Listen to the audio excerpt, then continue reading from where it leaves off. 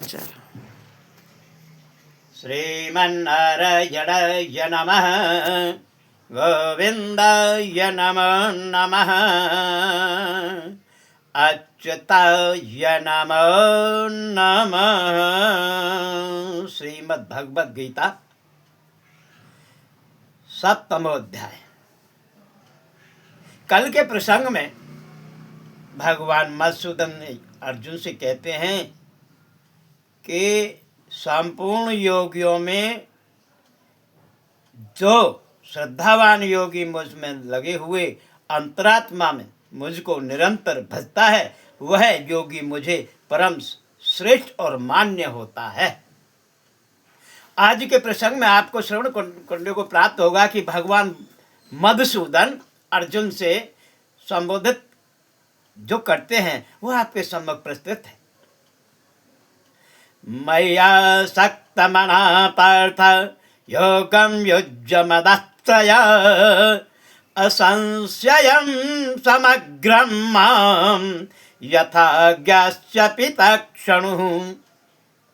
श्री भगवान बोले, हे पार्थ, अन्य प्रेममय मुझ में आसक्ति चित्त और अन्य भाव से मेरे परायण होकर योग में लगा हुआ तू जिस प्रकार से संपूर्ण विभूति बल ऐश्वर्य गुणों से युक्त सबके आत्मा रूप मुझको संशय रहित जानेगा, उसे सुन।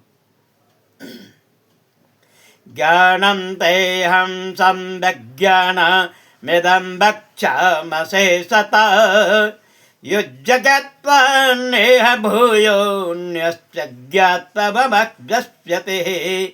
मैं तेरे लिए इस विज्ञान सहित तत्व ज्ञान को संपूर्णतया कहूँगा, जिसको जानकर संसार में फिर और कुछ भी जानने योग्य शेष नहीं रह जाता।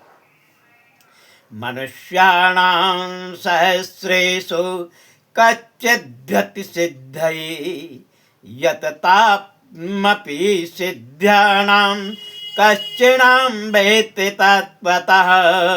हजारों मनुष्यों में कोई एक मेरी प्राप्ति के लिए यत्न करता है, और उन यत्न करने वाले योगियों में भी जो एक मेरे परायण होकर मुझको तत्व से अर्थात यथार्थ रूप से जानता है।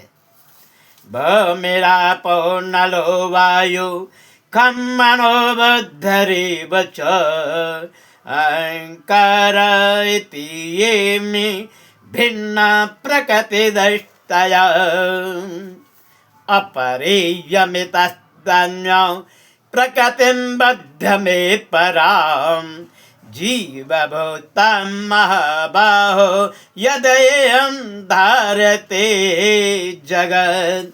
पृथ्वी, जल, अग्नि, वायु, आकाश, मन, बुद्धि और अहंकार, इस प्रकार यह 8 प्रकार के विभाजित मेरी प्रकृति है।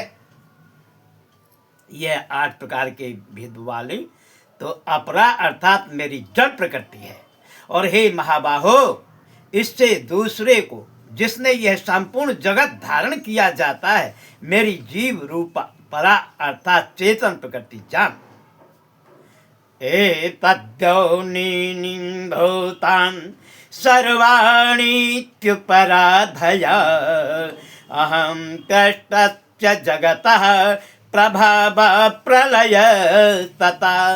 हे अर्जुन, तू ऐसा समझ कि संपूर्ण भूत एवं इन तीनों प्रकृतियों से उत्पन्न होने वाले और मैं संपूर्ण जगत प्रभाव तथा प्रलय हूँ, अर्थात संपूर्ण जगत का मूल कारण हूँ।